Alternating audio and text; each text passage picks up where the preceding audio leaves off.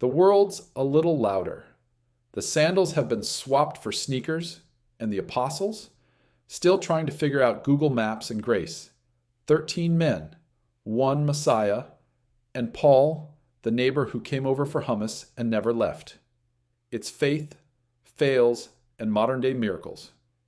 This is Jesus in the City, Modern Adventures, Eternal Truths. John tries to trademark the disciple Jesus loved. It started with a mug, not a miracle, not a prophecy.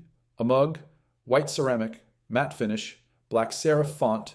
It read, "The disciple Jesus loved." John cradled it like a newborn as he walked into the kitchen. The others were mid-argument about who left the almond milk out again. Peter raised an eyebrow. "You made merch?" "Not merch, a movement," John said. He sipped dramatically.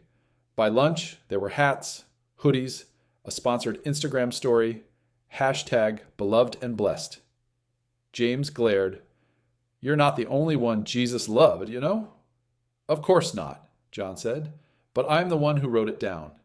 Paul tried to mediate. "Let's not compare favorites. We're all, divinely appreciated." "Says the guy who wrote half the New Testament," Bartholomew muttered. Jesus, meanwhile, stirred honey into his tea and observed like someone who's been through worse, like, say, the wilderness. Later that day, John was in the living room, surrounded by branded packaging and a stack of legal forms. He was applying for a trademark, but as he typed, a memory rose, not a vision, just a moment, back when he and James argued about being the greatest, when they asked Jesus for thrones, not knowing they'd be offered crosses. Jesus had looked at them, not with irritation, but with that piercing love that made you want to change. "The greatest among you must be the servant," he had said. Back in the present, John's laptop crashed. So did the Wi-Fi. So did his ego. He sat there, surrounded by ego in cotton blend hoodies. That night, Jesus joined him on the balcony.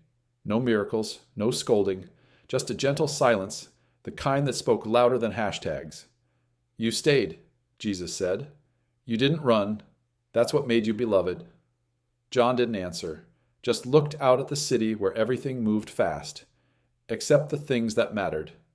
The next morning, the mugs were gone. But John stayed close, because beloved was never a title. It was the quiet choice to be near him.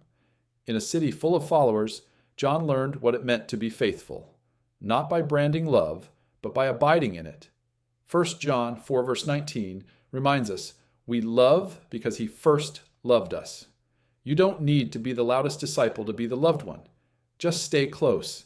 And that's another day in the city, where grace shows up in Wi-Fi outages, group texts, and unexpected moments. If this made you laugh, think, or feel a little closer to Jesus, hit that like button, subscribe, and share it with someone who needs a modern parable today. Thanks for watching.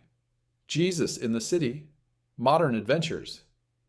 Eternal Truths, where the stories are ancient, but the lessons still walk among us. Catch the next episode. Same God, same faith, same baptism, new twist.